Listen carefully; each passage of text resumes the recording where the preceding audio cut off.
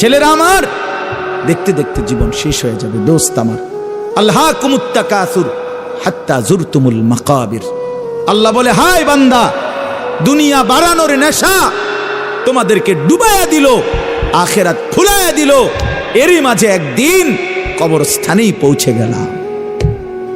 হাত্তা জুরতুমুল মাকাবির, একদিন কবরস্থানেই পৌঁছে গেল। এ খাটের বানানি শেষ হয়েছে না, তুমি কবরে। সোফা শেষ হয় নাই, দোতলার ছাদ ঢালাই হয় নাই, তিনতলা শেষ হয় নাই, এরই মাঝে তুমি কবরে। কত স্বপ্ন, কত পরিকল্পনা, বাড়ি গাড়ি নারী সব রেখে একদিন অমীমাংসিত রেখা, অপূর্ণ রেখেই তুমি একদিন কবরে চলে আসবা। অথচ আখেরাতের কিছুই করলা না, দুনিয়াও শেষ করতে পারলা না। আহা বান্দা, করলাটা কি? আহা বন্ধু, কি করলা? কি করলা?